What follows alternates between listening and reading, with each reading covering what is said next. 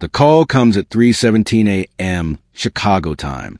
You're asleep in your apartment in Lincoln Park, the one you've rented for 6 years. Your phone buzzes against the nightstand, and you see your sister's name. She never calls this late. She never calls at all anymore. Not since the argument at Thanksgiving. She's crying. Mom fell.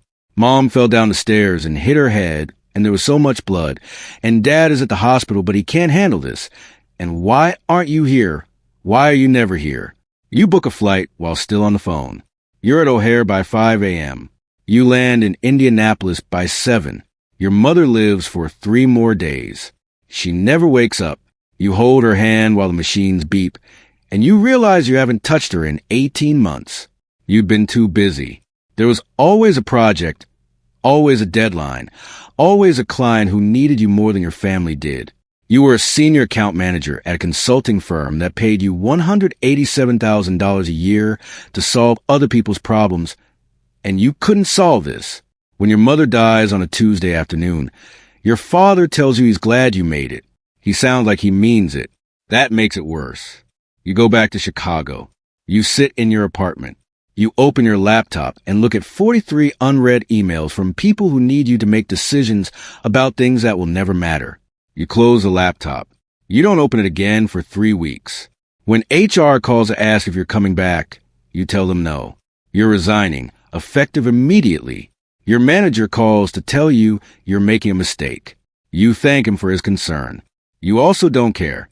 You have $143,000 in savings. You have no mortgage, no car payment, no kids, no spouse. You have nothing keeping you here except inertia and fear. You start researching. You read about Thailand. The numbers make sense. Rent in Bangkok for a 1-bedroom apartment, $400 to $600 a month. Health insurance, $200 a month. Food, $300 to $400 a month. You can live for $1,500 a month. Your savings could last nearly 8 years. You sell everything. The furniture, the car, the books. By the time you're done, your entire life fits into 2 suitcases and a backpack. You tell your father you're leaving the country. He asks for how long. You tell him you don't know.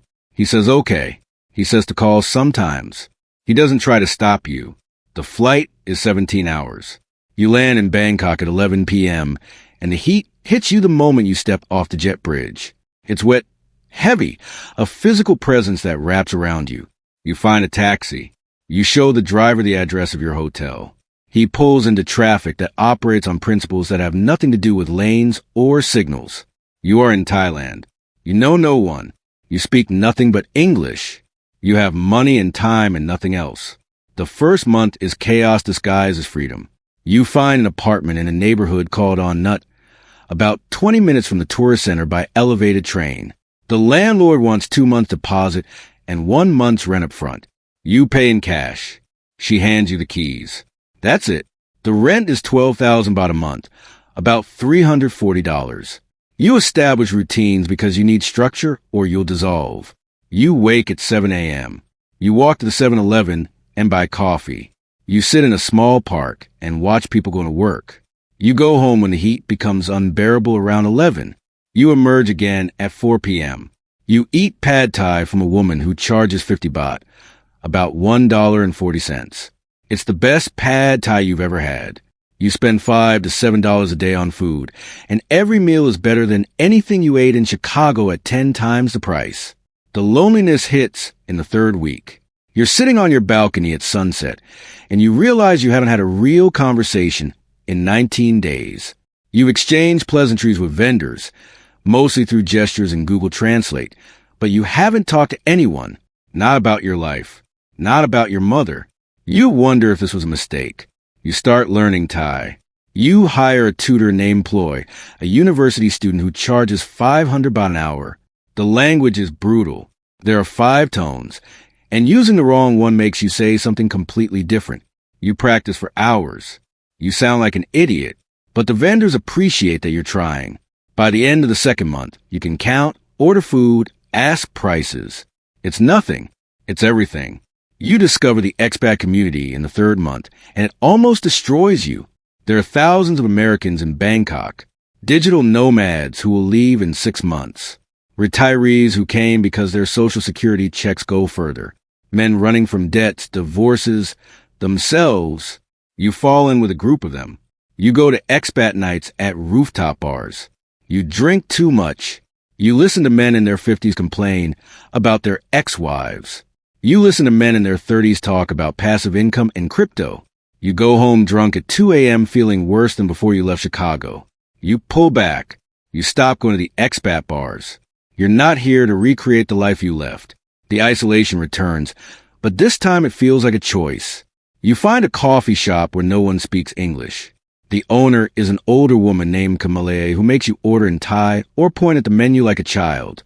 You point for 2 weeks. Then you manage to order in Thai, and she nods without correcting you. It feels like an accomplishment. She starts asking about you, why you're here, where your family is. You tell her about your mother, the phone call, the hospital, the machines. You use words you didn't know you'd learned. Loss, grief, far away. She listens. She pours you another coffee and says that distance doesn't mean you don't love. It means you're still learning how. 6 months pass. You've spent $11,000. The guilt is constant. You were raised to work. Your father worked 42 years at the same company. You were supposed to follow that path.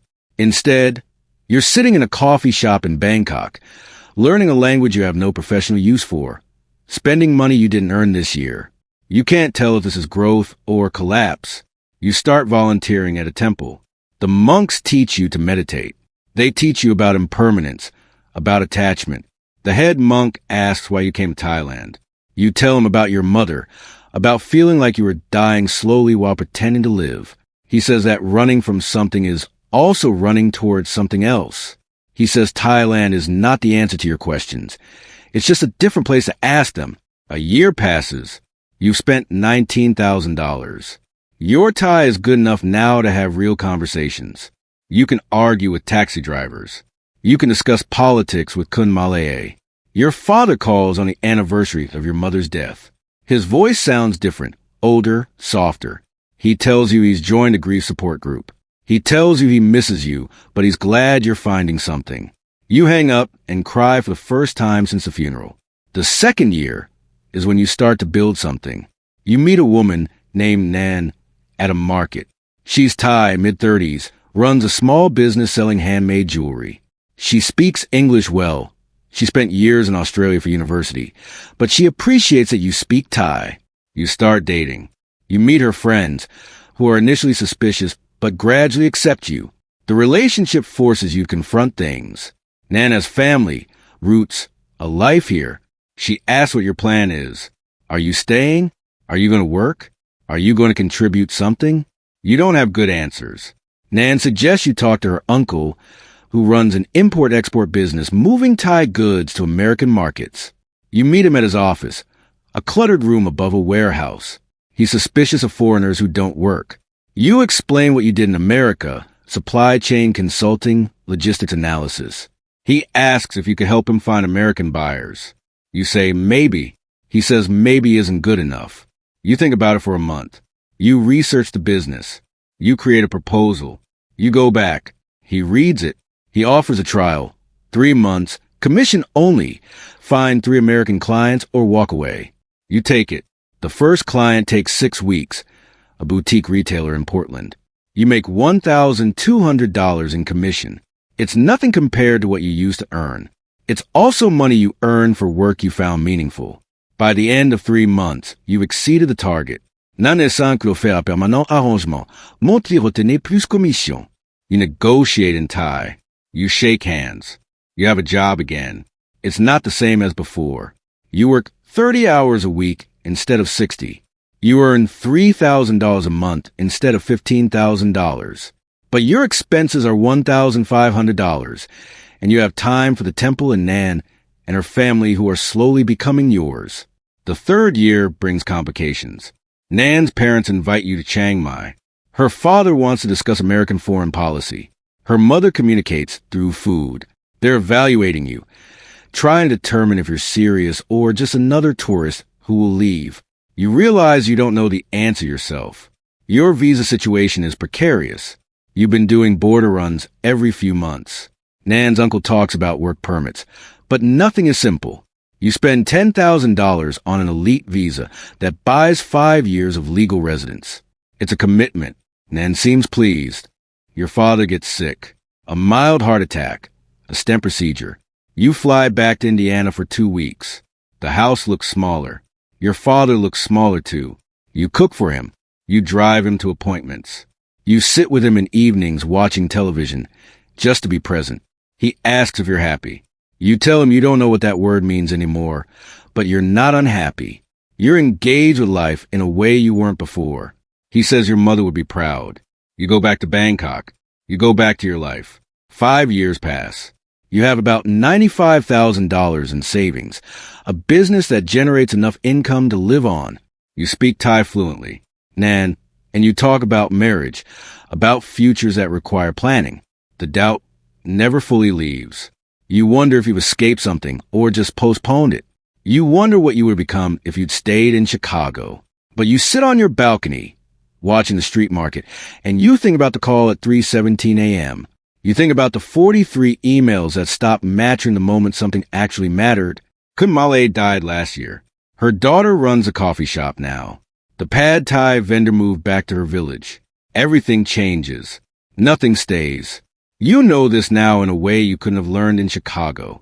You call your father every week. He has a lady friend from the grief support group. He sounds embarrassed telling you.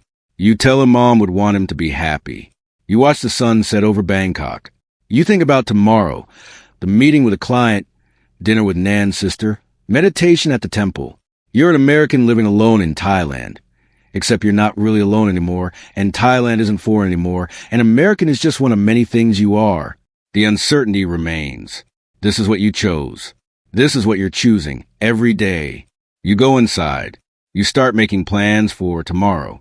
You begin again.